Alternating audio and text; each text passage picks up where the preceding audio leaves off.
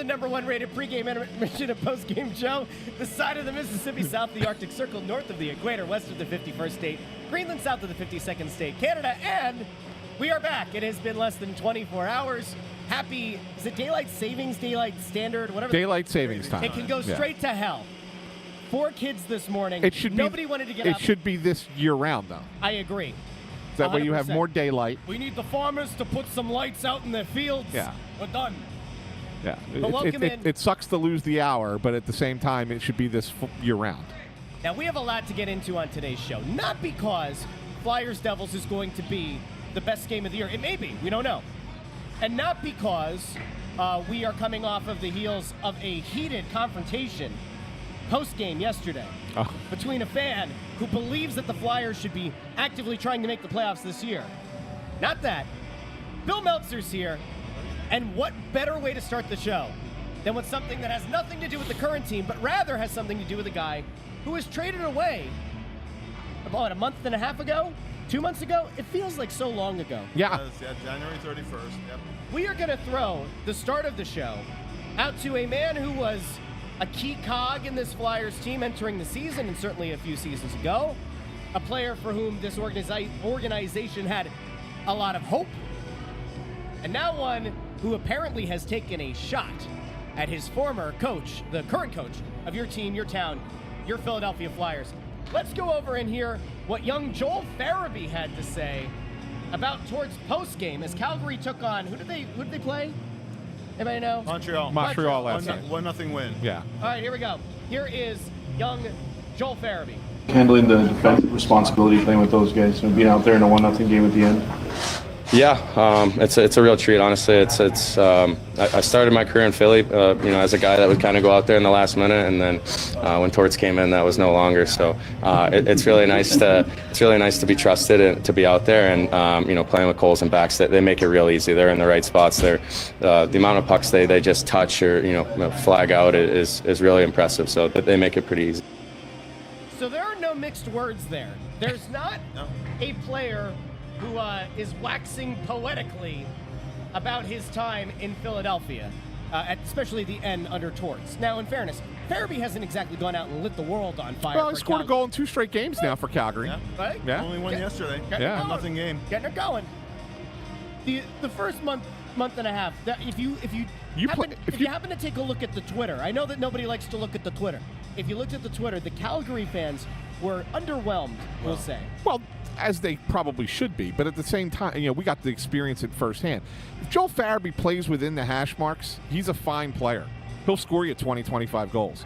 It's when you start asking him to do stuff on the outsides of the game that you take away from what he does well. Yeah. Also, a lot of times, and understandably so, right? It's a results-driven sport. Farabee, and I took heat for him. I don't care. I thought Joel in his first 6 games, Frost as well, actually played fine. He played in a lot of tough luck. Even the game where he got his first goal, they had one disallowed on a goalie interference call, and I think it was on Kadri. That was a terrible call, and that's one that came off the board. Hit a couple posts, was absolutely robbed once or twice. That's why you can't always just go by X number of points and X number of games. And I'll give you a Flyers example. Recently Noah Cates went through a stretch where he had no points in 11 games. But you could tell by watching him play, and the underlying numbers too, he was playing well, just nothing went in for him. I thought Joel went through a little bit of that early on with the Flames. And he's hopped around lines. He started out with the Kadri line. They put him with Frost for a while. And now he's back on the second line. And that's kind of been clicking the last 2 games. So I don't think you can always go by the numbers, but it was a little bit up and down for Joel. Same with Morgan. Yeah, but it's really the thing. The conversation here is his comments, right? Yeah. About not being trusted by Torts. And I guess the question really becomes, should he have been? And the way he makes it sound, it was in the comment. it's a little bit flippant in the sense that it's like he was, as soon as Torts got there, I was no longer trusted, which I don't think that is exactly true. I think that there was a time when he was, and then he played his way out of being trusted, right? Well, yeah. Yeah. You go back to the first 50 games last year. The 50 games where the All-Star break was. First 50 games of the year, he had 40 points. Almost all of it 5-on-5 because he wasn't getting very much power play time. I mean, I'll take 40 points in 50 games and he was going to the net consistently. He was among the NHL leaders in first goal of the game, whatever. Coming out of the All-Star break, he hit a rut. And it didn't take more than a couple weeks till he was moved down the bottom end of the lineup and stopping using high leverage situations. But, I mean, there were opportunities, I think, to work his way back up again. And for whatever reason, other than the first couple games this year, I think he had points in the first 3 games this season. But other than that, it really hasn't been really clicking very much for Joel. So it's one of those 6 of one, half a dozen of the other, right? Yeah. If you play me more, I'll play better. Well, I'll play you more if you play better. Yeah. Andrew, do me a favor. Pull up a comment from Franco. Oh! I was going to ask him to do that, too. Pull up that comment from Franco. And the reason is because, look, Franco is a guy who's been following us for a long time. I like the guy. I'm a big fan of mine, has been a reader of mine for a long time. I can't disagree with this comment a little bit anymore, okay? So this is headed towards a torts-bashing pregame show, so I'm out. It's not a torts-bashing pregame show, Franco. What it is you had a comment being made yesterday by a former player about the coach. The team is in a bad slide right now, and the coach's message is not getting through to this team right now, okay? Then you had Chris Pronger go on Nasty Knuckles and talk about... I did not see this. He talked about how what happened to Coots last year is noticed by players around the league and could impact the Flyers come free agency. It's not a bash, right? We didn't suddenly come on the show and decide, let's kill the coach today. Other people talked about it, and we would be remiss to not bring it up. In fact, this show, for better or worse, has actually given some praise to the coach, especially of late. Yes. And so how dare you, Franco65? You believe-it bastion of fandom and gatekeeper to the orange and black? How dare ye? No, we have to react to this. We do. I mean, it's if you want state-sponsored propaganda, there are places you can find. Right, but we here at the Press Row Show and Snow the Goalie, we call it the way it is. Okay. All right. Now we don't need to be performative here. But the reality What the hell do you think this show is? We don't need to be performative. The reality of it is that if we had brought it up, right? If it was something that we just brought up out of the blue, then you could blame us and say that we're bashing the coach. This is something that came from outside, from former players. So that's why we have to talk about it. All right. Now, I just want one other thing. You're going to start to find this. You are going to start to find other podcasts looking at John Tortorella's coaching contract. And unless it's extended, all of a sudden, a lot of the shows that have been... How do I say the thing that I want to say without it being inappropriate or getting us in trouble? All the people who enjoyed buttering his biscuit, we'll say, for a few years because they thought that there was no chance he was going to be moved on from, they all of a sudden are going to start to get a little bit more critical because at some point the team is going to have to decide if they want to have a lame duck coach next year with a one year left on his deal, or if they're going to want to extend him. And I don't know, Bill, like maybe I'll throw this to you.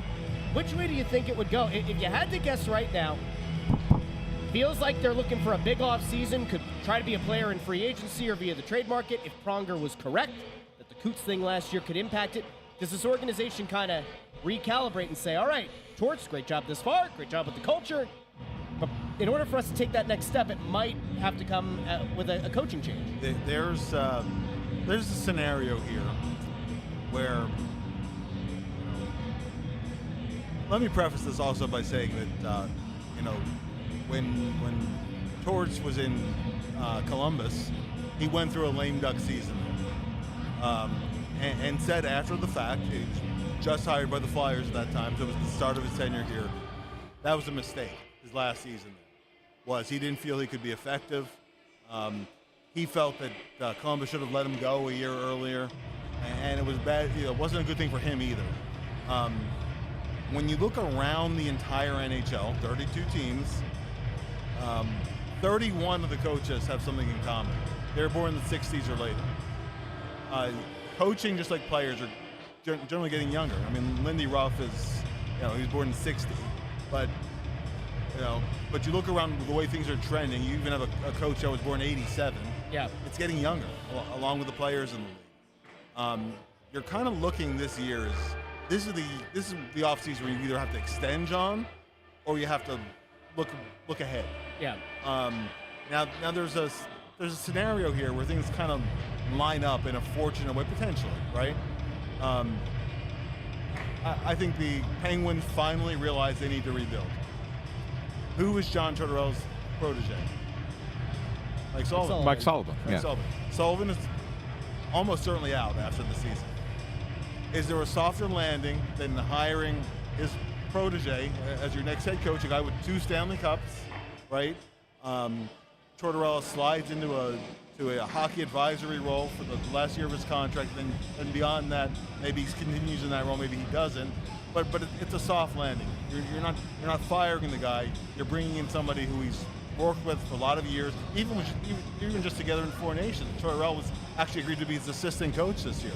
And only because it was Sully. Only because it was Sully. He said he wouldn't have done it otherwise. Yeah. Right? Exactly. So it was he only did the 4 Nations assistant coach thing because it was Sully. It's an interesting thought. It's an interesting thought. I don't necessarily know, and Bill, I mean, we'll have a lot of time to discuss this as we go into the offseason, but I'm not necessarily certain that Sullivan is the right coach. I agree. For this group either. I mean, he's a good coach. I'm not trying to take anything away from him, but 2 Stanley Cups. It kind of helps to have Crosby and Malkin on the team. Right. Yeah, right, for sure. So, interesting thing.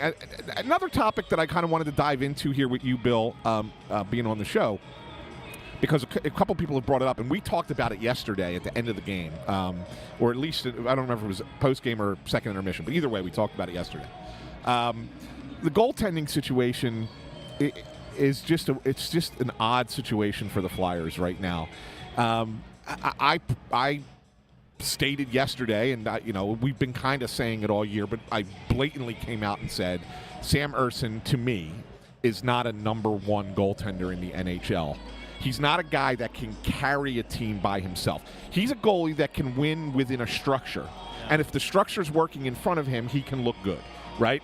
Kind of like the comparison I made was to a game-managing quarterback in the NFL, right? Same thing. But he doesn't have that ability to kind of take a team, put them on their shoulders, like what Hellebuck's doing this year with Winnipeg in a lot of ways. Great goalies do all the time. He doesn't have that gene in him. That doesn't make him a bad goalie. It doesn't make him not an NHL goalie. But it certainly, in my mind, does not make him a goalie that's going to be your long-term answer in that.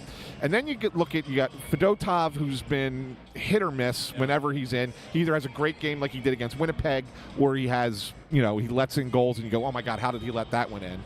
And then the kids in the pipeline, I mean, Kolsa, we know that's a mess, right, that whole situation. And the other kids that you have are way too young. They're still several years away. So is this a situation in your mind where as you go into the offseason, and we know this is going to be an important offseason for the Flyers, do you look to maybe add a veteran goalie for a 2 to 3 season run to pair with Ersson? Or what do you do? Like, how do you resolve that situation? Because I'll be honest with you can go out and get nice players around the forwards or defense or whatever. You can't win unless you have a goalie. And I don't necessarily think that guy's here right now.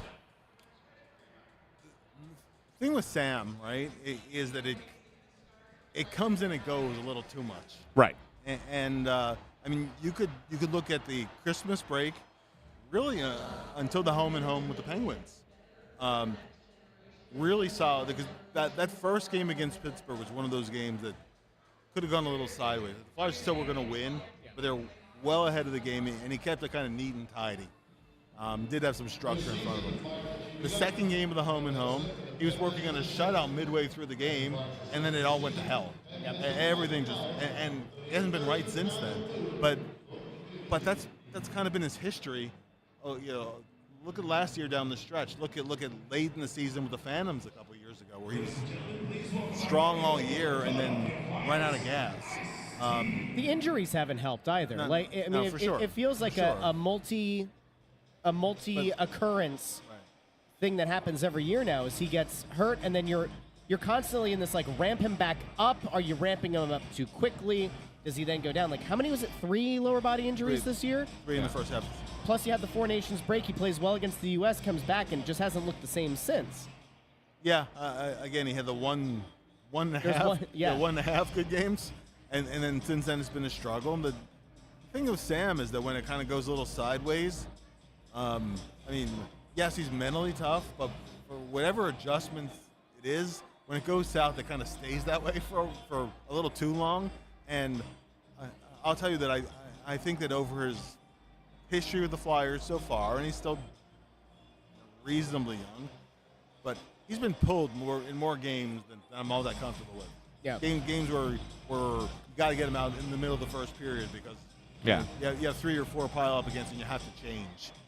That's happened a little more than I'm comfortable with. Now, whether you look for a 1A, 1B kind of a thing for maybe 2 years or something. Right, that's what I'm thinking. Like, because whether it's Bjarnason or Therien, either one, whichever one is your guy, you're looking at least 3 years before one of them is ready to play in the NHL. So, or to be a guy in the NHL. So you probably need to tide that over for a couple seasons, and you can't wait that long to be a playoff team. No. Right? I mean, I think you start thinking playoffs as soon as next year, right? So I think that's going to be an interesting tightrope for Danny to walk, trying to decide who's going to be part of your goaltending tandem next year. For sure. Listen, Fedotov has signed 1 more year. They brought him over, whatnot. While he's improved as the season has gone along and that kind of thing too, but do I want to go in counting on him? No. And Kolosov is just an absolute mess. Listen, he's going down the Lehigh Valley and he's going to get games. I wonder if some people in Allentown are a little uncomfortable with the thought of him playing 5 games. Yeah. You know?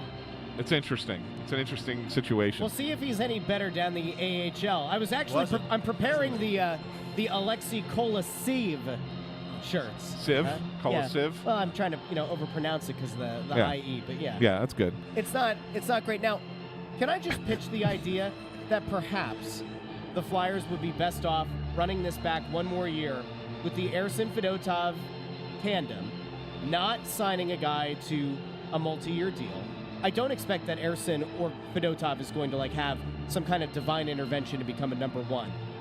But to Bill's point, Fedotov has 1 year left and then it opens up. If Ersson can prove to be a decent enough number 1, or you definitively know going forward he's a number 2 and you need to look for a goalie the following offseason, so be it. I just don't like the idea necessarily, and we talked about this post-game yesterday. You have Aiden Hill, who's a UFA. You have Jake Ottinger, who's an RFA at the end of the year. And outside of that, I don't see any names that I say, oh, hell yeah, let's go drop $6 million a year or more on a goalie. And of all the things that this team is going to need, I just don't see the value in signing a big money offer to a goalie. This is all, part and parcel to. The Flyers had a good tandem going last year with Art and Ersson. Redacted, yeah. Right? Yeah. And, when Ersson had to take over as almost your every game starter, that's when you ran into trouble. But I think that's a great point, Bill, because let's just remind everyone, that's the combination that we're talking about, right? Sam Ersson in that role is good. Yeah. He serves that, so he is an NHL goalie who can be a backup that plays a little bit more than most backups play, right? So, but that's it. He can't be the number 1 guy that you say go out there and shoulder the load. Flyers had guys like that before. Antero Niedermacher was that same boat. Thing. Same boat. It's so funny you said that. I said to Bundy yesterday, I said to him, Sam Ersson reminds me of Antero Niedermacher. Yeah. He reminds me of Niedermacher. It really does. That's exactly who he is. And I don't necessarily know if that's a great thing a great thing to say, but it is what it is. I might be nuts, but like in the grand scheme of things, right? If they were to improve at the blue line, like let's say they move a Cam York in the offseason, they get a decent return, they target somebody who's a bigger body defenseman, right? And that blue line is just a little bit more fortified, right? You do that, and maybe you are able to add a top 6 forward in addition to having Lutsenko up here and maybe having whatever guy you hope you get in the top. Everybody hopes for top 3, top 4. Maybe that guy doesn't play next year. But, like, you're trying to get the team in front of the goalie better. And if Ersson ultimately is a system goalie, like, maybe there's a way to patchwork this thing, to continue to allow some of those younger guys to develop next year, and still actually make a push towards the playoffs. Like, I just don't like the idea of selling out to and getting in a longer-term thing with a goalie. I just don't like it. Well, what's the longer-term thing, Russ? What I'm suggesting is only a two to 3 years max. I always worry about the multi-year, especially when you know that you have guys coming up. Yeah, but they're not going to be ready system. for 3 years. You assume that. They're not. But you don't know. They're 19, Russ. They're not going to be playing. What 19-year-old goalie plays in the NHL? Let me tell you something. Patrick Waugh. Let me tell you like something. Marty I Brutor. think like Therien turned 20. I believe he's 20. Fine. Now, Okay. So 2 years from now, he's 22. And 22 is not unprecedented for goalies in this league. It's still very young. He's very young. Listen, there's always an anomaly in this league, There is. okay? There are. Why can't Therien be the anomaly? Anomaly. It's I get it. I get that I'm out of my mind. But, man, this organization has gotten burned so many times by getting a goalie that they think is going to be good. Not even talking about Briz. And it just doesn't work. But no, I'm not trying to sit there and say they're going to go out and get a guy and they're going to sign him to a big contract. Yeah. You know, to be the savior.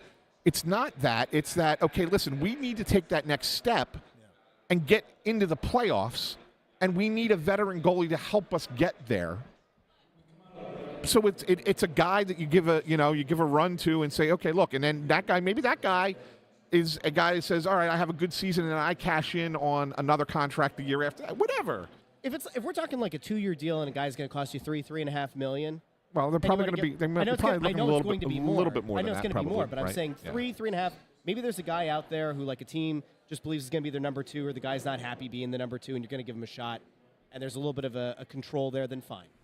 This is it's just my point. Whatever. It's that's all. That's all I'm saying. I don't want you to think that I'm suggesting that this is going to block anybody from playing. I got you. Yeah. No. That's. But I'm not. But who knows? Maybe next year it's Fedotov and Kolosov. Right? I'm not convinced either of those. Kevin Kerr's his favorite goalie, Alexei Kolosov. I'm not convinced either. The starting job next year. I'm not convinced either of those guys are in the organization next year. Where do you think the team's going to trade for Fedotov? Is that the thought? I wouldn't be a team that's intrigued because of the size. Be surprised if he goes back to Russia. You would or would not be. Would or not Switzerland be or whatever. Yeah, yeah. Go play somewhere else. Yeah. But then we can't sell any Iron Giant shirts. Shop.snowthegoalie.com. Get yours while they're still. I'm just saying that would not surprise me if he ended up going somewhere else. No, it wouldn't surprise me either. Right. You know, and to your point about bringing in defensemen, right? You're not going to go get a true number 1 defenseman. They're just not there to be had. Right. But sometimes if you bring in the right guy, look back at when they brought in Matt Niskanen. The 1 year he was yeah. Right? Helped a lot because he fit. He checked the boxes of what they needed. Right. Niskanen was a nice player. He wasn't no superstar by any means, but if you bring in a guy that fits, checks the boxes that you need, he could help. Right? Sure. And there's Sean Walker. Sean Walker was another one. I mean, they ended up flipping Walker for a pick, but that was a similar thing where it was a under the radar guy that you brought in and really helped the blue line, right? Because it was a good fit, checked those boxes, and I think that's exactly what the case is, especially since you have a lot of youth coming on the blue line that's not here yet. That you look at down the line and you go, okay. If even 2 of these guys hit, right? You start talking about Bonk and Gill and Hunter McDonald, and Grons. Like, that's 4 bigger-bodied players. Right. If 2 of them hit, then you're in a good spot, right? Yeah, and also depending, of course, in where where you slot them the right way. Yeah, sure. I mean, I think Emil Andre's an NHL defense. Sure. I kind of wish he was in the lineup today, although we didn't get to that yet. That's coming. That's the next thing. But I understand the Flyers are reluctant where you have Drysdale small. Yeah. Right? Andre's very small. Yeah. And Drysdale small. York is small. York is small. Yeah. York is small. Do you want to ice the lineup with 3 small defensemen? No. They don't. They don't. So they don't want to have all 3 in the lineup at the same time. So, you talk about York being restricted free agent this summer, whatever. Part of what they're going to have to do readjusting is there's a mix they want to have on the blue line. They don't have the right mix right now, and yes, they do have some younger players who I think have some upside to them. Do they have enough upside in what you need? I don't know. Yeah. I don't know. We'll see. Yeah, for sure. And you kind of led us into the next point there, Bill. Yesterday we had a long talk about Cam York being scratched. We even talked to Danny Briere about it. He was on the show with us yesterday, and he said that he has not lived up to his expectation this year, and when that happens, those kinds of things are going to take place. So the coach is going to scratch a guy. Well, Cam York is back in the lineup today, and he's taken Emil Andre out, and I'm not sure yet with where the Flyers and where the coaching staff is with this, because to me, if you brought Andre up and Briere said he's here to play the rest of the season, why is he a healthy scratch? And you got a guy in the lineup like Zamula, for example, who's your number 7, really, in reality. Like, why isn't you can have both York and like you said, they don't want 3 small guys in the lineup at the same time. But it's not like they're competing for something right now. Right. They still have a chance to make the playoffs, Ed. I know they do, but it's a long, long, long shot, right? Yeah. To me, it should be if Andre's here, he's playing. And what I think Andre has shown, you talk about making that first pass, right? Starting the transition game. Yeah. He's shown he can do those things. Even when he's had a little bit of power play time, he's shown some upside there. I want to look at it. Right? Yeah. I want to see what you have. And I mean, the Flyers, as you mentioned, Zamula, you kind of know what you have in it. Yeah, they thought about trading him. Yeah. Bill, I mean, they did. They had offers, and they just weren't good enough, and they didn't make it happen. But the reality of it is that, like, they don't view Zamula as a part of the future of this team. So why is he eating up the time? And again, in a rebuilding season, what now is? Yeah. I mean, it's very clearly get the best read that you can on each of these players. Yeah, and look, that are here. Andre did not have a great game yesterday. Didn't have a great game yesterday. No. Right? Brutal game, but so the whole team. But yeah. But he wasn't alone. No, exactly. Certainly wasn't alone. And I don't necessarily you put him in one game and that's it. And I mean, I know he'll get back in, but the reality of it is that that's one less game of evaluation that you have at the NHL level. I don't understand the decision. Against a team with a lot of speed and a lot that's the kind of team I want to look at them. But there was a comment over here. Paperface says Z just needs to get better. Only way is by playing. I'll tell you what. I spent years trying to get better at shooting a basketball. I really did. I kept trying and trying, and I thought shooting more was going to make me a better shooter. And you know what happened? I got slightly better, but there's only so much you can do. Zamula could play. Well, of course, there's only so much you can do when you're 5'4". First of all, 5'6". Second of all, I was playing against 13-year-olds at the pool complex. And you were 31? No, I was like 25. Okay. And let me tell you, those middle schoolers, they didn't know it. They ended up on Joy Island. I'm a great defender. It doesn't matter. Zamula could play every night, and he's not going to become a legitimate every night defenseman. He is a number 7. Is it possible that on some teams he could be a third pair defenseman? Sure. Could you figure out a way to finagle him into a lineup and have him be your 6th defenseman right now? Sure. Ultimately, what's the point? Right. That's what I'm trying to say. Like, if you're looking at beyond this season, who are your defensemen? Is Zamula part of it? No. So why is he eating up the time and not, Josh knows. He's 6'3". Thank you, Josh. Yeah, that's almost as funny as the comment earlier that said that you look like you were doing a commercial for Duluth. For Duluth Trading Company. When I picked this out, I was like, I want to look like I'm going onto the set of an outdoors lumberjack ad. So I'm glad that resonated. I'm gonna Joe, I guess Papel is the last name. I'm going to reply to his comment here. Can you pull that up for Bill, since Bill can't pull it up? Which one I are have we trying to pull it. up? All the young D need to play. Yeah. Okay. I got it. Said, yeah. Everyone from Bundy back to Ed Van Imp and Joe Watson were awful their first couple of years. Well, Bundy was in the NHL All-Rookie team the first year. Yeah. Okay? Bundy didn't put me up to it. It's the truth. Look it up. Okay? It's not because he's menacing behind the camera. No.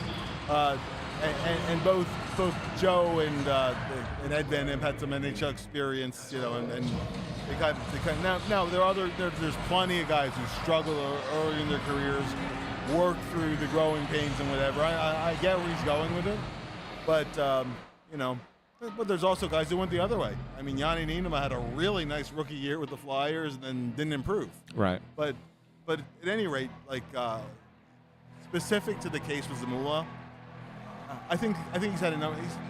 He's had several years at this point, and I don't think he's more consistent.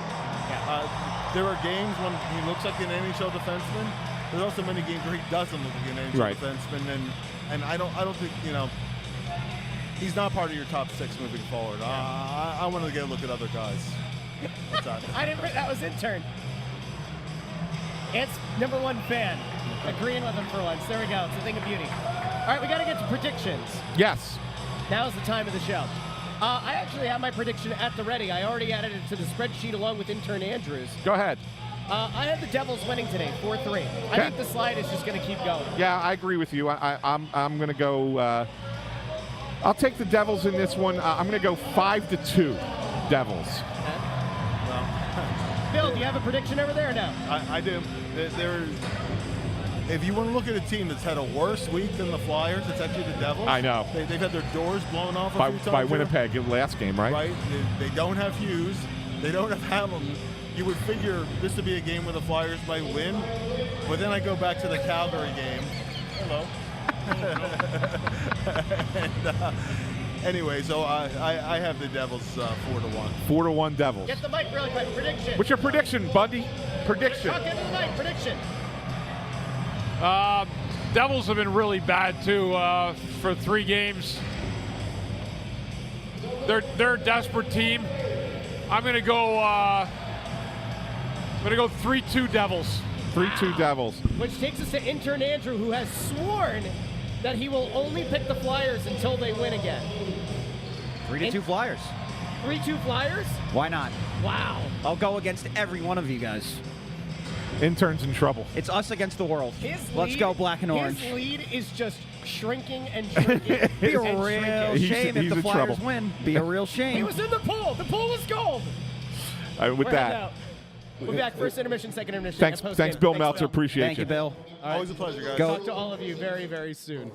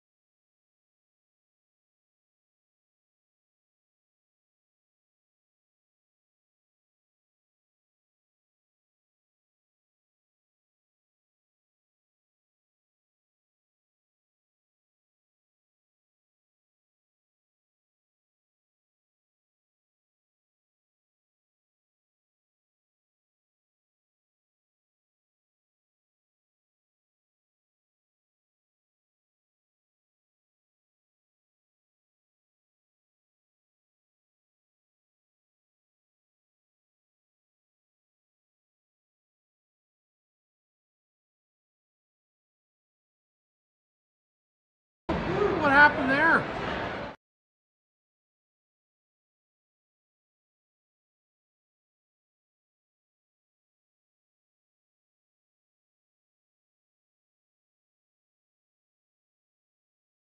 Hey, what, Bundy? I know that you're committed to playing in the game. What if Hitch is behind the bench? No, he ain't going to be No, here. there's not going to be a lot of room there. Next question. I bet you Hitch likes buffalo chicken pizza. Hey, could someone bring me out some of those buffalo wings and some pizza? We were talking God, about. it's so good here in Philly. I love eating pizza and wings.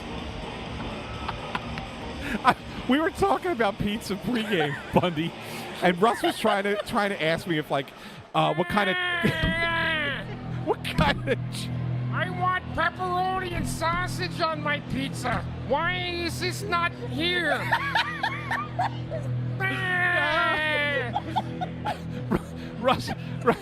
Russ was asking me.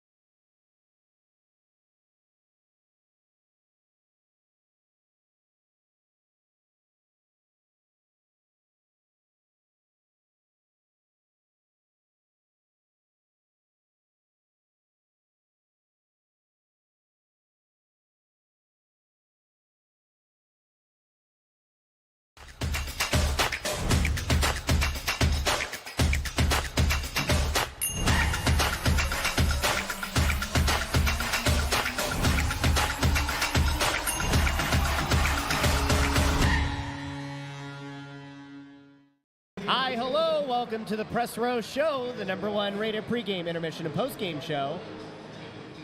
The one thing I can always say is that whenever you have a John Tortorella coach team, Yes, it always gives you something to talk about. that is true. Something. Yes. And in this, first intermission, the Flyers are down 1-0. To quote Cody Rhodes, so what do you want to talk about? How about the fact that Matvei Mishkov played only 4 shifts that period, was replaced by Travis Konechny on that line as Torts juggled things around, but Mishkov didn't play much at all. I didn't, Bundy. I don't know about you. 2 minutes and 20 seconds. I didn't see anything like deliberate or something on the ice. I won't lie. I had to go up and down the elevator a couple times. Yeah. So I very well may have missed something that just transpired. But in a back-to-back, when you need every body because of the fatigue and the time change, it's weird that you'll have a player playing thin minutes in a game like this today. Yeah, we'll see how it progresses into the second period. Was it just something that was just for the period, and then he's right back out there again? It might be. Or is it something where he's going to just sit him the rest of the game? We don't know. I mean, we'll have to find out. But I didn't notice anything egregious. Now, to be fair, I felt like the first... Oh, there you go. Rob Greeley says Mishkov didn't back check on the goal by Glass. Okay. I got to look at the play, and I'll pull it up and watch it. But... I don't know. I didn't necessarily think that was Mishkov's mistake, but maybe it was. We'll look at it, Bundy, when we get a chance. But I don't know. Backtracking player, loose puck in front. I mean, I have to see it, but we're only going to see the goal. We didn't see the whole back play to it. Yeah, well, I'm going to try and pull it up I have it here.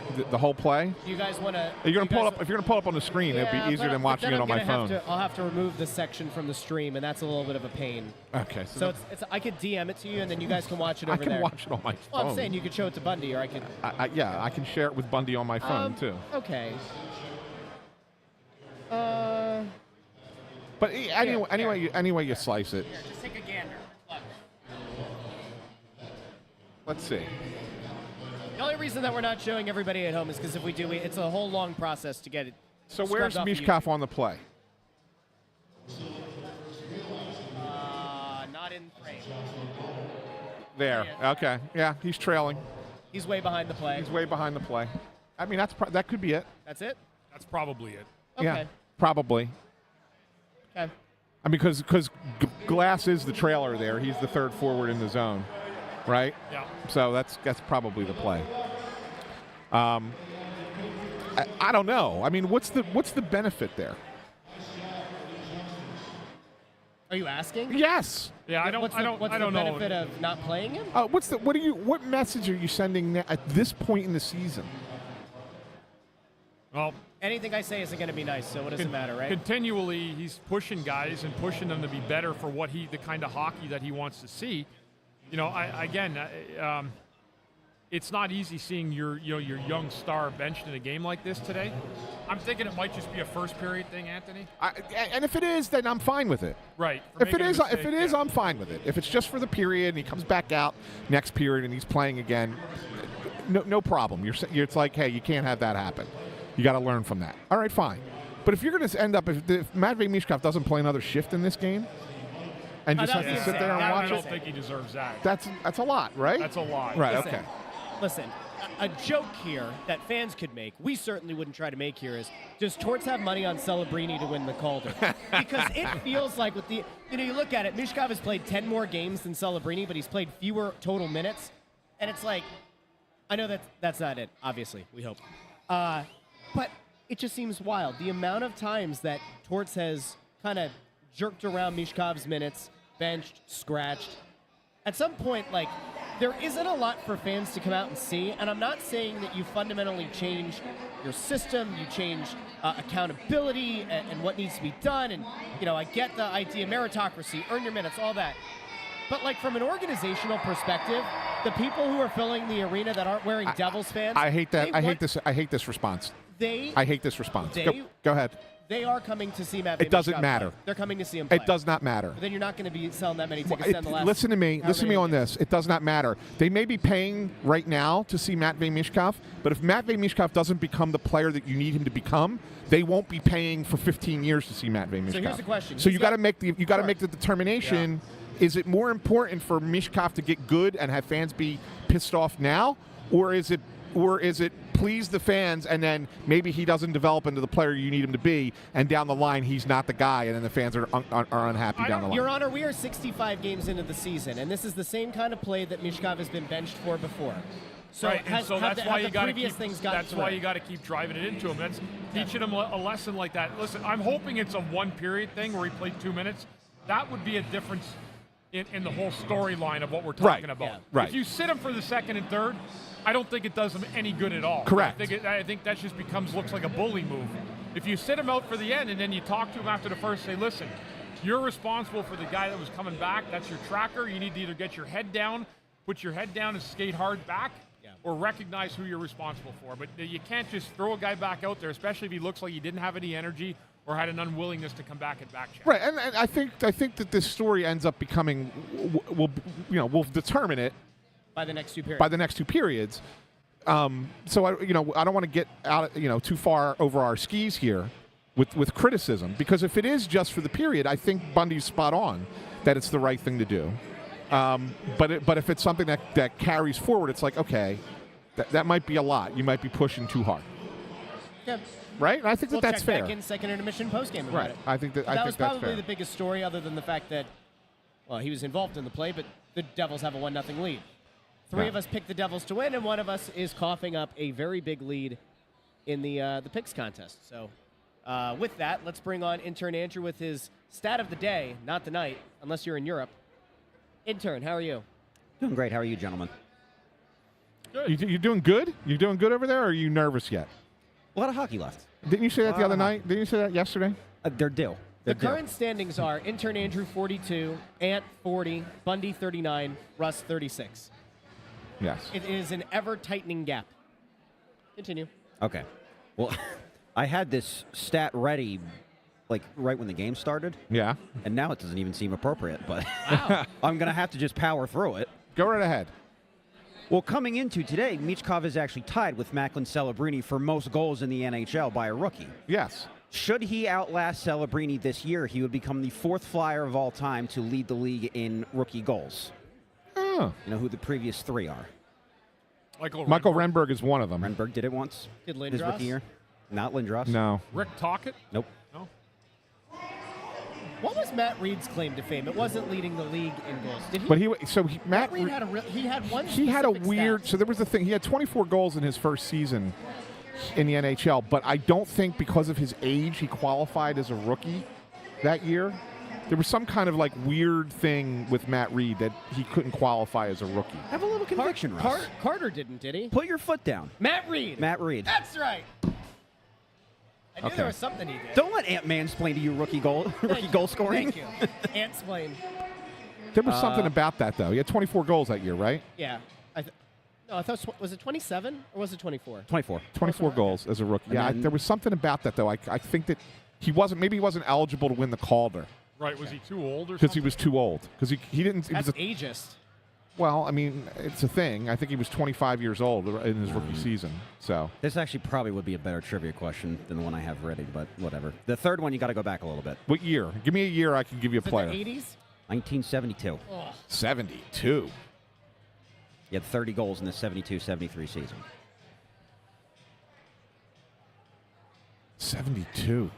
I was 21. It was a very good. I see one name on the thing, but I'm not going to yell it out. It was. I'm not looking. Was it alliterative? I accidentally saw it. Yes. Was it Bill Barber? Yes. Oh. Alliterative. Okay. I thought. Why did I think Barber had played before 72? That's what I thought too. Yeah. Okay. All Here's right. the thing. That was a good stat of the day. But if you're telling me that's better than the trivia question, you have 28 minutes to get a better trivia question. Or maybe the trivia question will get you. I don't know.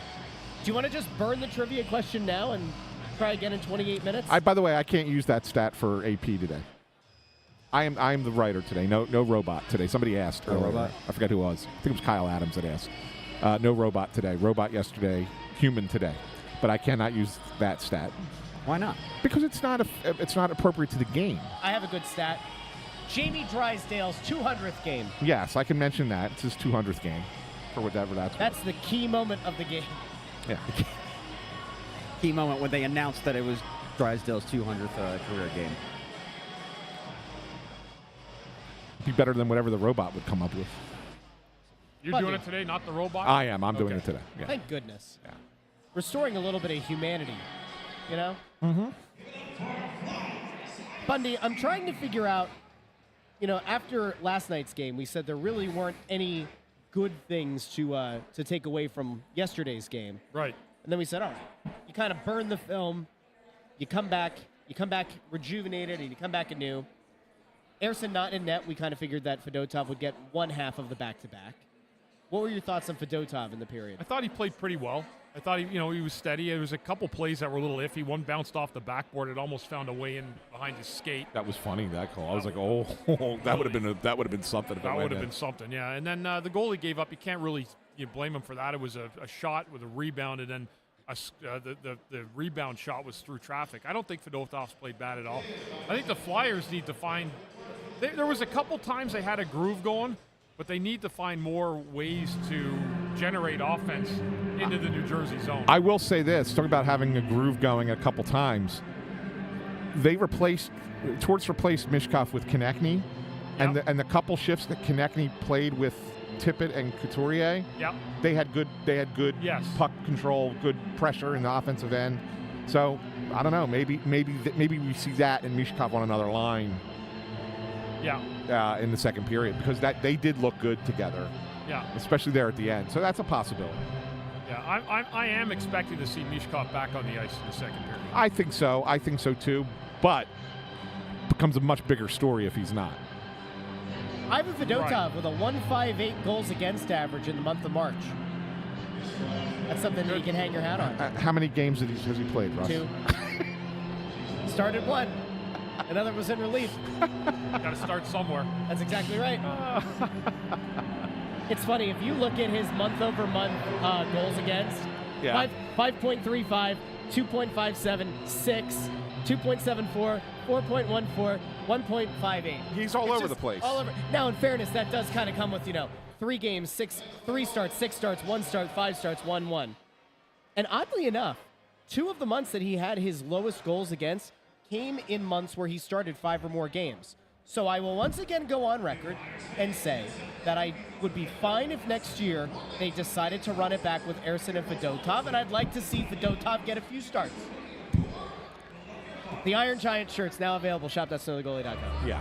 That is not the only reason that I continue to campaign. He plays like this. I mean, if he plays solid and he keeps the goals down, I mean, why not run him for a while? He hasn't looked bad. No, I agree. I have no problem running this guy for a while if they feel confident in him, and why not? He played well against Winnipeg. I would have loved to have seen him get the second shot at them this week when he didn't. But, no, I mean, I don't have a problem rolling with this guy. He was horrible in October. 6, goals against an average of 6, right? Yeah. Awful. 0-3-0 in that month. Fine. The rest of the season, he's had a game or two where he hasn't looked particularly great. But all things considered, with Ersson going down 3 different times this year, with Kolosov being up here, just kind of in the rotation, none of these goalies have really had much of an ability, except maybe Ersson at times, to build some consistency. I'm not saying that Fedotov is all of a sudden going to blossom into a number 1 at 28 years of age next year. But I'm not ready to give up on the guy. No, I agree. I agree, and I'm not. And listen, if he's playing well, like I said, roll with him. If Sam's not in groove right now, let him practice his way out of it. Try to get him a start when it makes sense, even if it's in a backup role. But if Fedotov is the guy that's playing well and giving your team a chance, I have no problem with just going on a long run with this guy. Yeah. And if play the back-to-backs, give the other game to Sam. I'd be interested to know where the fans are at on it too. Do you keep going back?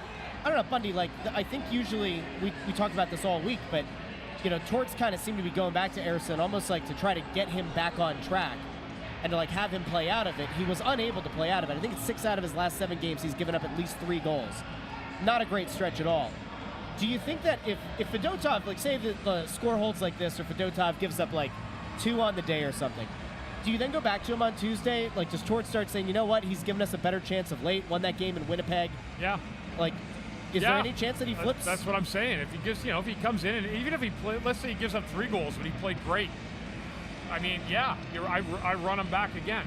Against it's Ottawa Tuesday, I think, coming in here. Yeah. Yeah. Again, I mean, what's the difference at this point? Is Urson because you think he's that much better? Is it that big of a difference right now? No, not really, right? Yeah. Sam's out of form right now, and until he regains that form, I mean, play the guy that's played well. And the only thing we have is this period he played, and then the game in relief against Calgary, but he played stellar against Winnipeg last Saturday night. That has to mean something. I mean, I got to think with 4 games this week that this isn't the only one that Fedotov plays. Right. I think they split them 2 and 2 this week, and it wouldn't surprise me if it's every other night. So I think you might see Urson Tuesday, Fedotov Thursday against Tampa, and then Urson Saturday. It's Carolina. Against Carolina. Yeah.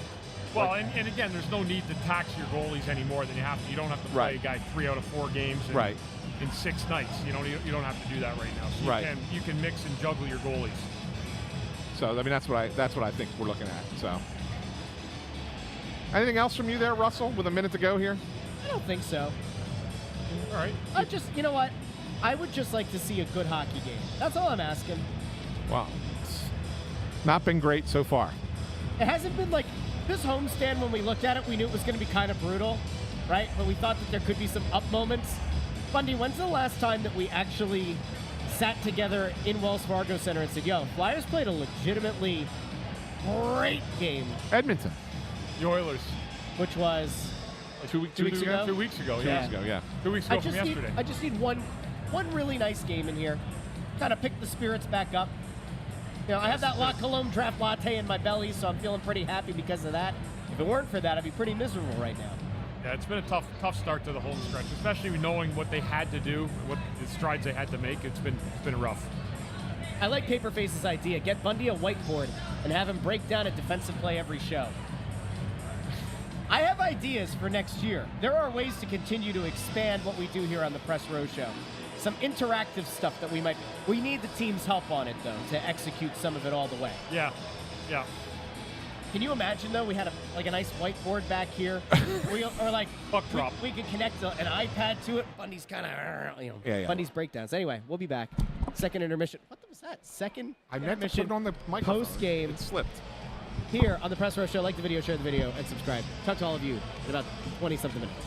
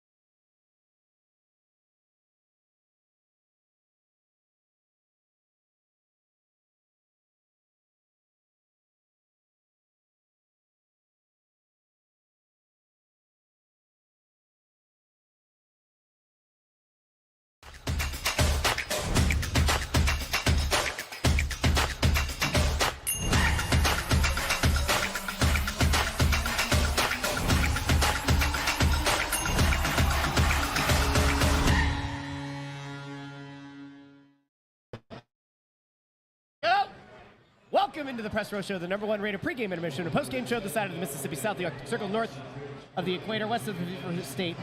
I don't know why I have a hard time saying 51st so fast. 51st state, Greenland, south of the 52nd state, Canada, north of the Panama Canal, and west of the Prudential Center.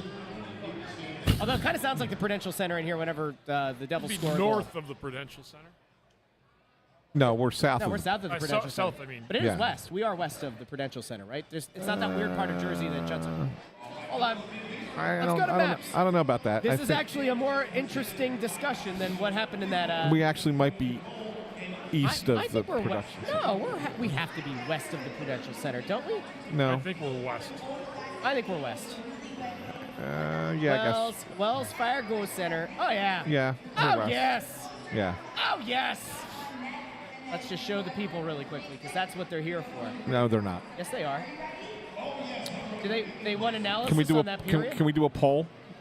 Yeah. What do you want the poll to be? I'll throw it on the old YouTube. Would you rather see the map that Russ is about to put up, or Too talk late. hockey? There we go. Now, if we zoom out here, because you know how maps can be. Now, in theory, yeah, look at that. I mean, that's significantly west of the Prudential Center. Yes, it is. Significantly west, Anthony. Yeah. All right, anyway, we're back to the hockey game. 2-0 Devils. Flyers struggling again offensively to find a couple chances late. Made some nice passing plays. They were not able to capitalize on it, but not a bad period. Devils found one with a seeing eye shot that fell right onto the stick of Eric Halla in front of the net, and he's able to bury it top shelf. But not a bad period by the Flyers, just not good enough. It's been the theme of the week. Yes. They were definitely better that period than they were the first. But I still can't get past the fact that whenever the Devils have the puck in the Flyer zone, it seems like it's an incredibly long time. Yes. Right. That the Flyers really struggle to get the puck out of their end and get going in the other direction. It's been like that this whole week. Yeah. Against every team. The other teams have really hemmed the Flyers in. That's been really the defensive theme that I've seen through now the 3.5 games, is the fact the Flyers are getting hemmed in their zone. Other teams are making too many cute plays, too many determination plays in the zone. And the Flyers, that's what your defenseman needs to lock down the first guy with the puck, second guy come get the puck, and then support it and come out of the zone. But just, it's been way too easy for the opposition in these, like I said, almost 4 games now to generate offense in the Flyers zone. We'll make this a slightly more interactive second period, second intermission than normal, I guess, because there's not a whole lot to break down. Well, the one thing that we should mention, since we talked about it so much in the first period, is that you overreacted in the first intermission, because Matvei Mishkov I overreacted. Played nearly, what did I say, another 3? No, another 5 minutes of 5-something, whatever. It was back to his normal rotation. So he's at 7 minutes and 11 seconds total in the game, up from 2 minutes and 20 seconds after 1. So he's back out there. And, we'll see where it goes from here. Yeah, no, he took a regular shift that period. George N asks over on YouTube, are there any fans left in the building? Yes. Yeah. Yes. Great crowd down here. Good crowd down here today. I mean, Yes. there's a good percentage of Jersey fans that came down as we expected, but I don't think it's nowhere close to like the Ranger group that comes down. I don't know. I'd say it's probably about 15% Jersey. Yeah, I agree with that. Yeah. Shell XL still upset about the trade deadline. Says Danny should have traded Konechny and a first to Vegas for Nolan Patrick. There's a really good question here. Okay. This is one that's actually worthy of discussion. Jeff Rose asks, who has the hardest job in the Flyers organization? Do we count? No. Just thought I'd ask. One thing that some people I don't think understand is, the difference between what we do versus what radio does versus what TV does is like, I don't know, Bundy, how long are the actual shows on TV with all the commercials factored in? Like, how long during an 18-minute intermission are people actually talking on TV? Because it never feels like that long, right? You do it's like two or in. 3 minute segments and you go back out again. And Yeah. It's not full time. We just go the full 18. Yeah. There's no time off here on the Press Row Show. We filled this ish with as much stuff as we can. Who has the hardest job? So, do you want a list of contenders? Well, I think because it actually say that it's who has the hardest job because of how he's viewed by the fan base. There's a lot of intangibles that have to go into it, right? Yeah. To me, it's Danny Briere. Yeah. It's the GM because he's got to make about face with the moves he's making. He's got to be the one that's held accountable. He's the one that's tasked with turning this ship around. So I don't think it's anybody but Danny Briere, to be quite honest with you. I think that he has more than bought himself some more time and patience with the fan base. I think had this trade deadline not gone the way that it did, he would have been a little bit more under fire. But I think, and I saw Charlie O'Connor, I don't remember who it was that he was either quote tweeting or replying to during that period. He made a good point in that, like, Briere did what the angry part of Flyers Twitter wanted. Not the angriest, because the angriest wanted Risto gone and TK gone and all that. But the angry part of Flyers Twitter that wanted trades, Briere did that with the deadline. And so now their anger has to kind of pivot somewhere else. And the next likely place is probably Tortorella. And given the fact that he benched Mishkov in the first period, that seems like where it at least went early in this game. Yeah, what's going to end up happening, does Tortorella Russ? end up, does he even make the list of people who have the hardest in the organization? No, because he doesn't care. like he doesn't care what the reaction is. So I don't think his job is any more hard because, he's a coach. Coach is coach. Wouldn't his job of trying to get wins, because that is ultimately what he is trying to do, isn't his job now harder because of the players they've set up? I don't think his job is harder because there's an understanding from above him that this team can only do so much. Yes. Yeah. And so therefore, even if they go on a 10-game losing streak again here, let's just say the annual 10-game losing streak, even if it happens, you're not putting that on the coach specifically because of where the team is. So no, I don't think he's under as much duress as the general manager is the one who has to put the players on the roster, and there is certainly more pressure, I think, on getting that right going forward than I think that there is on the coach right now. So I wouldn't make his job the hardest. You want to know who's got the hardest job on the team right now? Who's that? Kim Dillabaugh. Yeah. Goaltending. Goalie coach. Yeah. Hardest job.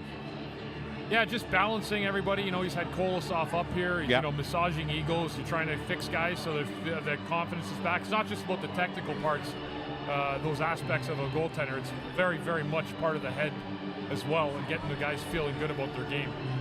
This is maybe my favorite comment of the week.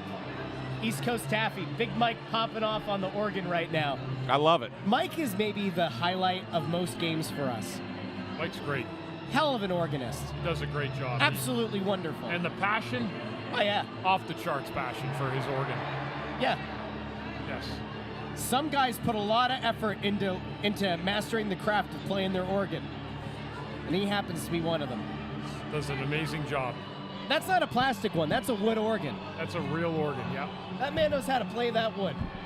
He's good. That's what it's all about here on the Press Row Show. And just to answer Brian Knowlton's question, is there a possibility of moving on from Dillabaugh? I mean, look, there's always a possibility, right? You never know what's really going on with the coaching staff. But I tend to think that when you have what you have, it's not the goalie coach's fault if these players aren't better than what they are. Players sometimes just are what they are. And you can point the fingers at coaches all you want sometimes. If a player is what he is, that's just it. And I give him a lot of credit because he actually got Erson to play pretty well in stretches, and worked with him and got him to be what he is. It's just that he is what he is. That's all there is to it. He doesn't have a lot to work with. Goalie coaches they tend to last longer too. They tend to go from one coach to another. Yes, they do. And yeah, he's been here a long time. Before him, they had Jeff Reese before him. Jeff Reese and Reggie Lemelin. Lemelin was here for a long, long time too. So yeah, if you have a goalie coach that the goalies like and you're progressing with him, it can be a job you can keep for a while. Goalie coaches usually last. I had two comments that I'm going to link together. Yeah. Because, where was it at? Shadow3X over on YouTube says, Anthony has the hardest job on the podcast to help Russ realize trades don't happen like video game transactions. That's not the only reason it's the hardest job on the podcast. They made a bunch of trades, so I don't know what we're getting at here. But Tony Louis says, any chance they trade Konechny before his no movement clause kicks in, like what happened with Carter and Richards. No, I think that to me is very video gamey. Yeah, it is. And not only that, the Carter and Richards thing was a completely different scenario of what was going on in the organization and with those individual players at that time. I don't. Konechny's not a problem at this point, right? So no, I don't think that happens. Yeah, I think the Flyers, that bet is made, and they're going to be sleeping in that one for quite a while. Konechny's down right now. He's actually had a better game today, I think, Anthony. Yeah. Nothing to show for it, but he's played better. He has played. Compared to last game when he was terrible, Yeah. I think tonight he's looked really much better. Yeah, I agree. He's had a much better game, a lot more active. Yeah. Trying to make plays, trying to get shots off. He's had a lot more energy in this game today. Yeah. For sure. For sure. Even like the craziest part of my brain that says, oh yeah, you could trade Konechny. All right, there's a guy that is reportedly going to hit the free agent market out of Toronto, Mitch Marner. Here's the issue with Marner. He does have 3 seasons of over 90 points. He makes like 10.5 or 10.75 right now, I think. Yeah. We'll probably look for like close to 12, maybe more. All right, so say you trade Konechny to save that money. And then you're going to go and you're going to end up paying more to get Marner. Marner's not exactly like a 40-goal scorer, so it's not even like you're getting significantly better. No, and Marner also gets to play with better players. Yes. He does. So it's like, I don't know. I mean, I like Mitch Marner. Don't get me wrong. I do He's too. a heck of a player, but yeah, I mean, you don't swap out the one player for the other, and you pay more money and you're getting a little bit more production. Yeah. I don't think that's the right call. We only have 5.5 minutes here, so we got to get to intern Andrew trivia. In fairness, intern Andrew did kind of tell us that he thought his trivia question might not hold us over the way that we like it to. So, well, I just think that the stat was a little bit better trivia, but that's okay. Since now we're post-trade deadline, we've gotten into the habit of bringing up that tankathon thing. Yes. Hoping for a miracle. We're doing that post-game. Yes. Hoping for a miracle, the story of intern Andrew's decision to pick the Flyers until they win. I am prepared to go down with the ship. Okay. That's an Encanto song. I don't know who that is. The movie Encanto. The Disney movie. He doesn't know what Encanto is? What year did it come out? Never mind. Just keep going. 5 years ago, maybe? 6 years ago? Okay. So in 2000... We don't talk about Bruno, no. Never mind. In 2017, we had that luck. The Devils, I think, had an 8.5% chance of getting the #1 overall pick. And the Flyers, I think, had a 2.4% chance of getting the #2 overall pick. And both of those things happened. So the Devils obviously got Nico Hischier, and the Flyers drafted Nolan Patrick. Do you know the other 3 guys picked in the top 5 that year? Miro Heiskanen, Cal McCarr, and Elias Pettersson. Okay. Figured that you'd get that. So why do I know those? Because we all freaking know them. So 2 years before that, the Flyers and Devils again picked back-to-back. This time the Devils were pick number 6 and the Flyers were pick number 7. Do you know who those 2 guys were? That was Provorov. Yes. And who did... who got taken right before Provorov? Werenski went 8th. Yes. I'm trying to think who the Devils... It wasn't Taylor Hall. No. That was earlier, right? He was Edmonton. Yeah, he was Pavel Zacha. That is correct. Wow. Good on you. Yeah, I remember he's there. And someone wrote it, but I didn't see it. Wow, good pull. Did not see that at all. So those were the 2. Yes. I'm glad you pulled the second one. Yeah, you had to go back because he got traded to Boston. He was kind of there. He was just a player there, like just a body. But I remember him going really high, 6th overall. How about that? That's a good pull. I wouldn't have gotten that one. You know the only other #2 overall pick in Flyers history? JVR. Yeah. All right. I'll see you Tuesday. That was the game. That was the year that they were supposed to get the #1 overall pick, and instead of getting Patrick Kane, who you may or may not have heard of, I have heard of him. they have James Goddarn Van Riemsdyk. Lovely guy. And not a bad player. I mean, he's just still not Patrick Kane. playing. I mean, just not to find play. Well, I mean, you don't. He's getting paid. Russ, you don't last in the league for that long if you're not a good quality player. Right. Good human being. You don't last in the league that long unless you're a quality player. You just don't. Yeah. Yuri Laterra got paid for a few years too. Yeah, no, but he didn't get paid for over 1,000 games. Yeah. He's a good player. Yeah. JVR has his flaws. Yeah, certainly. But he's a fine player. Yeah. You know what was always so frustrating, Bundy? Can you maybe you might have felt this at some point? JVR had such a big body, but he never played big. Like, I think the expectation when he came here was, oh, we're getting another LeClaire. Like, we're getting a power Yeah, forward. he wasn't and he that. never played like that. No, but I think they knew that. Like, I mean, they might have said he was big, but no one here in the time that I covered him, and I covered a lot of years of him, no one ever said that he'd be like Johnny LeClaire. Never. He's not that kind of guy. He was a skater, playmaking, high skill type of player. But I've never heard anybody ever try to. I mean, would they like him to be like that? Sure, but I mean, you got to be willing to stand in there and take about 15 cross checks repeatedly. Rich brought up a thing from the interview that we did with Dale Weiss the day before he got released. That wasn't us. Dale Weiss, the Dutch Gretzky. Yeah. Remember we brought that up to him, and he's like, I really don't like being called Dutch Gretzky. I know he does. He does. He We hated thought it. that was like, why does that feel to be Dutch Gretzky? No, was not a fan. That's a great one back in the archives, wherever you get your podcasts. The Dale Weiss interview. And 12 hours later, they put him on waivers. Yeah. Poor guy. That was part of the Snow the Goalie curse. Anybody who came on the show either ended up traded, released, or fired. We've gotten past that, right? Right, yeah. Right. Yeah. Hey, Bundy, there's one period left. Intern Andrew's been saying all night, a lot of hockey left. There's not that much hockey left, but a period is a period. This Flyers team has scored 2 goals or more in a period before. What would the Flyers have to do in the first 5 minutes of this period to give themselves a chance to score 2 and force overtime? Well, play a little bit like they did towards the end of the period, but they certainly cannot go out and just go through the motions. They got to get harder into the middle of the ice. They got to put pucks to the front of the net, and they got to have a net front presence, which I don't think they've had a lot of in this hockey game. Meaning an extra guy in there to hack and whack for the rebounds, or 2 guys, but that would be the first thing. But Russ, establishing a forecheck and upping their physical presence. They've got to be more physical. And anything that stands out to you, what are you looking for? Bundy gave the good explainer there. What's one guy that you're going to kind of cue in on this period just to see how he reacts? A player that I'm going to watch? Yeah. I don't watch the game like that. I'm going to be cued in on Matvei Mishkov. I want to see how he looks in this third period. Remember, Well, I mean, got he a looked- garbage time goal. Yeah, but he looked okay in the He second looked good period. in the second Yeah. period. Yeah, he looked fine in the second period. I try to watch it more holistically. I try to look at the whole thing instead of watch one guy, because if I get caught doing that, I may miss something else. You missed the forest for the trees. Yeah. Yeah. Yeah. Puck drop. All right, we'll be back post-game here on the Press Row Show, the #1 rated pregame intermission and post-game show. Talk to all of you very soon.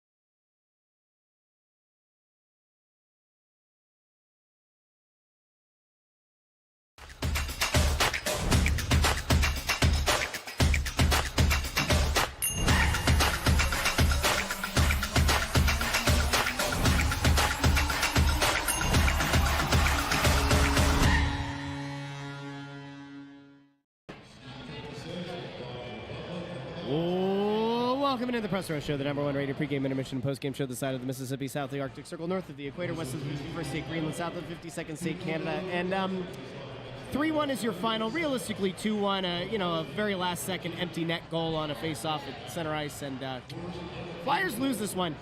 Bundy, I don't even know what there is to say about this. Saturday's game, we said just kind of like burn the film, try to start anew against a heated rival, a team that you really don't like. We knew that there'd be a lot of Devils fans in attendance today. There were moments that it sounded like a Devils home game, particularly when they scored goals. But it wasn't as bad as any Rangers that we see on like Thanksgiving, though. No. But it still had a little bit of an extra sting there. A lot of let's go Devils chants up here on our level, which we don't like or appreciate near the Snow the Goalie sports book. Any good takeaways? My only good one is Fedotov. I think kept them in this game. And that's about it. Thought he played pretty well. Again, it was better than yesterday. I thought some guys had a lot better games. Konechny had a good game today. We hadn't seen that in a little while, like where I thought he activated himself.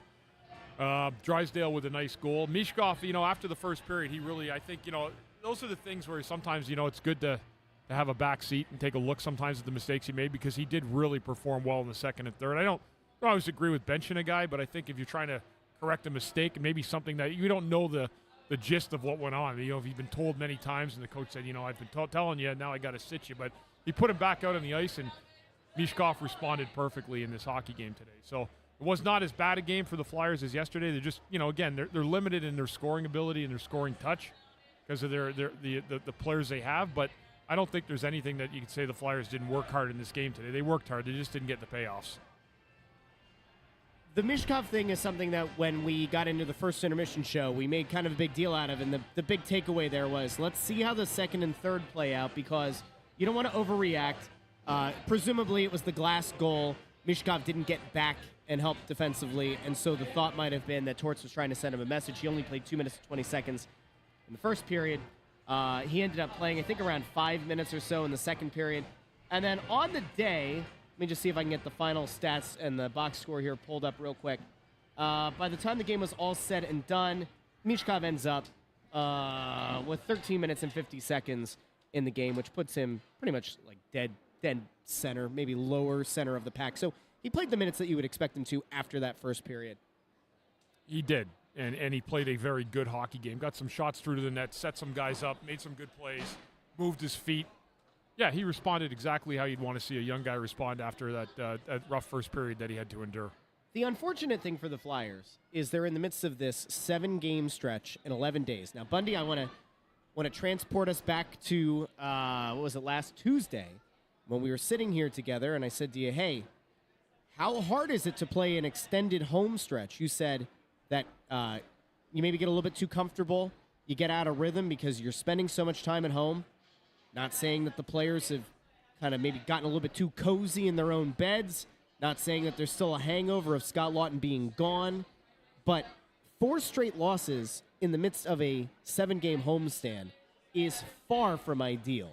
Yeah, it's not what you want, Russ. But, I mean, at the same time, like they've made a lot of trades. There's a lot of guys that got called up from the minors, so your level of skill is going to go down just because of that. It's not a shot at anybody coming from the minors. The guys that have come up have done a fairly good job, but it's like remember before you said, well, you put NHL players back in the lineup and you get a different result.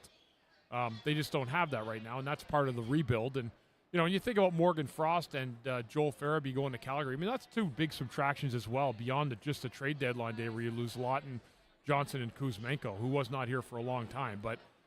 There's a lot of things right now with this team that just aren't really glued together because of the symmetry, and there's no symmetry right now because they have a lot of guys that haven't been together, trying to figure out new line combinations, some new D pairs. Goaltending's been a little bit shaky. I thought Fedotov played well today, but for the most part, thanks, buddy. For the most part, I think they just have to continue working, and I don't know how many results people are expecting to get, but it is deflating going 0 for 4 on your to start your 7-game homestand. Well, Tony Louie here says that he changed from Pepe, I think it was from Pepe the Frog, right, with the Flyers jersey to an orange tank for the rest of the season. You mentioned Frost and Farabee, and I think that when they initially got traded, we thought, all right, well, there goes your playmaking in Frost, there goes one of your potential goal scorers in Farabee. They ended up kind of bridging the gap there a little bit better than I think expected. But the Kuzmenko trade, although kind of under the radar relative to the Lawton hype, if you think about it, Danny was on here pregame yesterday and said that Kuzmenko had really helped them on the power play. The Flyers didn't get a power play in this game until the third period. It was about halfway through the third. It feels like that was another big loss for them. Losing a guy who can contribute on the power play, a unit that has struggled in large part all season. But you move on from it. There's nothing you can do. You can't like look back and say, "Oh my God, we don't have Andrei Kuzmenko. What are we going to do?" No, I mean they moved him out for certain reasons, and especially for long-term stuff. If you weren't going to sign him to a long-term deal, then you had to move him again, and they got an asset back for him, at least a pick. But yeah, did he make the power play better? Yes, but might it have been just for a stint? That's what his MO has been elsewhere. So again, if you weren't going to keep him a long time, he had to go.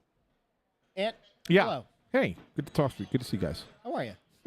So you're not the robot was not getting compensated today. No, So you're the AP no, they're guy. compensating me instead. The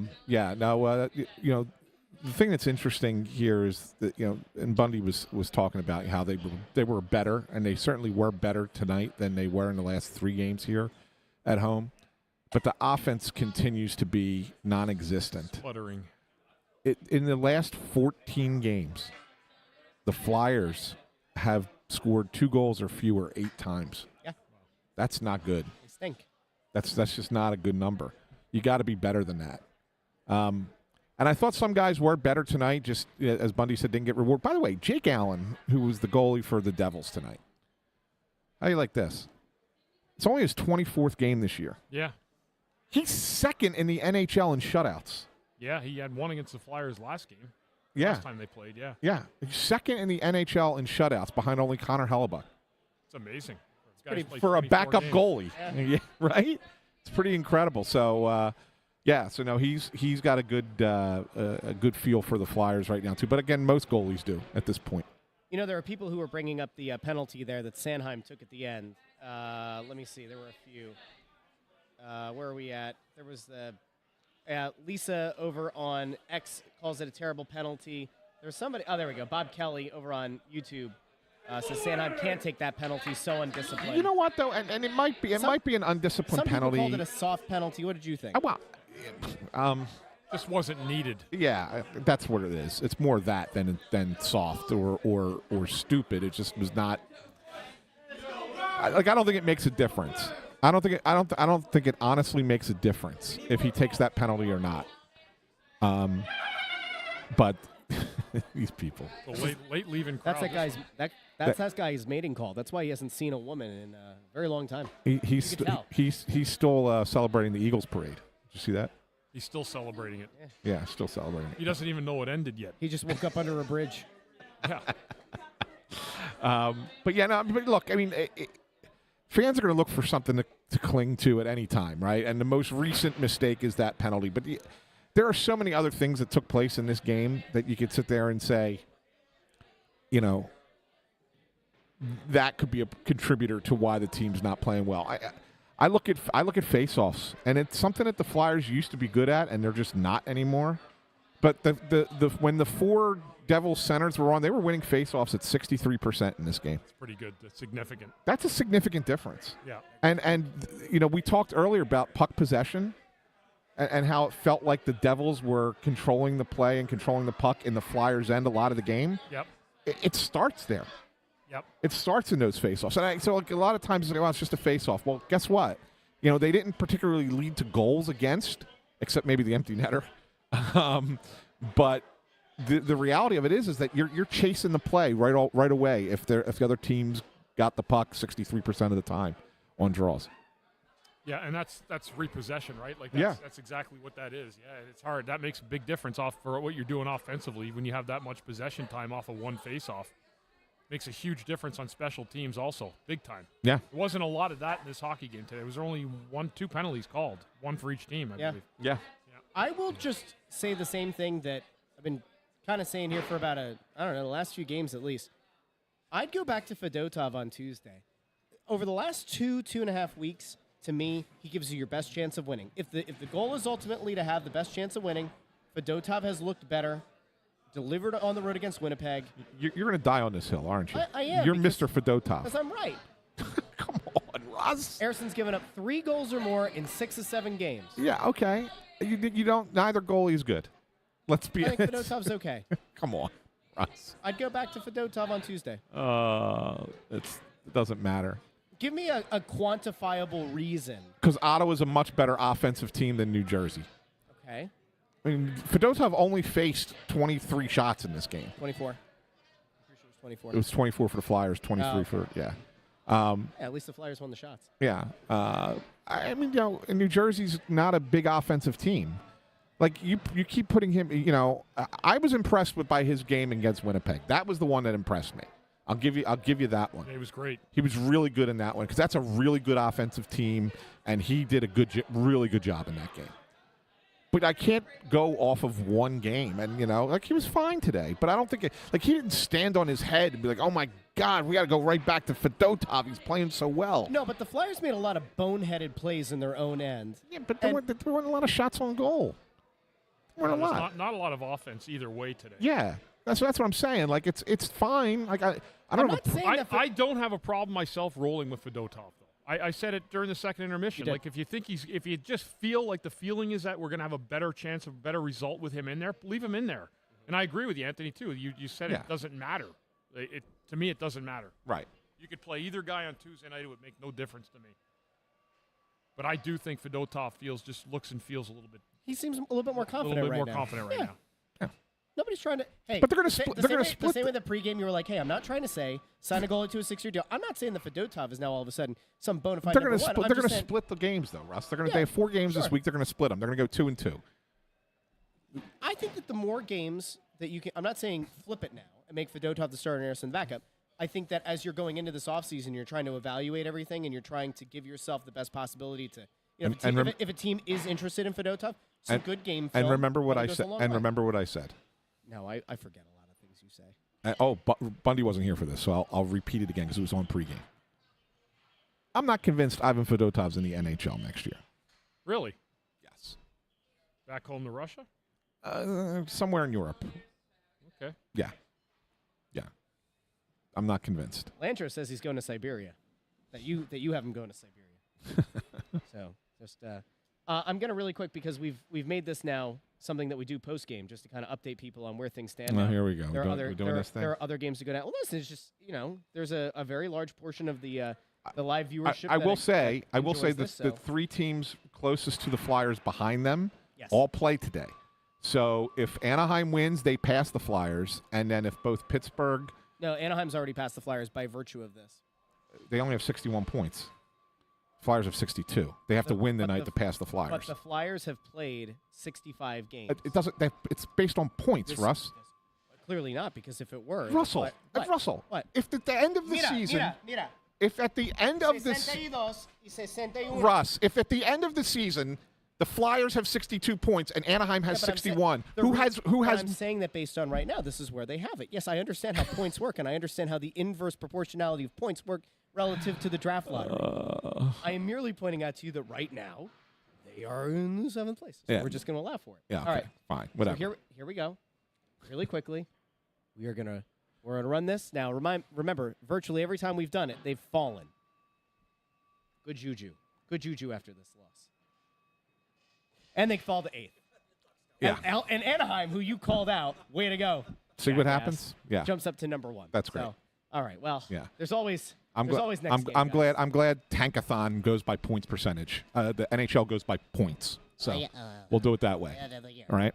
Thank you. That's for Mr. Nerd Database too, who hates me as well, which is great. Who's Nerd Database? I don't know. He just says Ant just says that he says the show would be better without me. So where's that at? You don't see that comment? No. Come on. See, I don't do this. I don't bring the comments up like that. He does. There is a guy who wanted on Twitter who wanted you to admit that I've been right the whole time. I'm not going to ask for that. But the Flyers are doing ultimately what the people like me wanted. They're not tanking. They're competing. But they have lowered the ceiling, lowered the floor. They've traded away. I didn't say they're tanking. Okay. They have lowered the ceiling, lowered the floor. This is the team. You can never deliberately tank. Yeah, they're not tanking. Unless by putting the players on the ice that are substandard. Correct. And that's where we've wanted them, and this is where they are. Now, it's going to be painful. Like, look, if you look ahead to the next however many games, like, it doesn't get particularly great. They are home against Ottawa, home against the Lightning, home against the Hurricanes to finish out this homestand. Then you're at Tampa, at Washington, at Dallas. Chicago, though. At Chicago. At Toronto. Home against Montreal. I mean, like, this is brutal. I know there's always the joke about the annual 10-game losing streak, but, like, realistically, it's a realistic possibility here. Unfortunately, it's in play here. It's a possibility. So, We guys, got a long way to go. we will be back on Tuesday and Thursday and Saturday. Some amalgamation of all of us. This might actually be the last time that the three of us are together doing a post-game show until the following week. Yeah. Are you gone all week, Anthony? No, I'm here Tuesday, but Okay. Russ is not. No, I might be here Tuesday. It all depends on Okay. a meeting. Yeah. So I'll either be here and it'll be all three of us, or it'll be just you two. Then Ant is out Thursday and Saturday. Right, I'm out Thursday, Saturday. I'll Andrew be will at spring be training. here, Andrew will be here, and The yeah. three of us. Yes. Yeah. Yeah. Thursday and Saturday, I'm in Clearwater. Oh, must be nice. That'd be nice. Yeah. Bundy, would you rather be in Clearwater right now? Yes, I Yeah. absolutely would. Phillies are mopping up the Orioles right now in an afternoon game. 12 Spring training. to 2, I think it is. I think Yeah, it says over 12 there. to 2, yeah. I'll tell you what, there's nowhere I'd rather be than right here with you guys here on the Press Row Show. We got 4 of them out in 6 games. Did the hard part of the Yeah, schedule. we did the hard part. Now it's the Three now it's to coast. go on this homestand. Yep. So, big thank you to everybody who joined us live on YouTube, Facebook, and X. Remember, this show is available in the podcast feed. We usually clip up the post game and put it in there. Over on Apple Podcasts, Spotify, Pandora, Amazon Music, wherever you get your podcasts. Once the home stretch is over, not this upcoming week, but the following week, we'll get back into our regular rhythm of being in the studio and doing the live show on Tuesdays. But while we're doing this and all the times down here, we're just doing Press Row Show. So thanks for hanging in there with us, and we'll see if the Flyers maybe pick it up at some point. So until Tuesday, this has been the Press Row Show, presented by Snow the Goalie, the Only Flyers podcast. We will talk to every one of you Tuesday night here from Wells Fargo Center. Have a great night, everybody.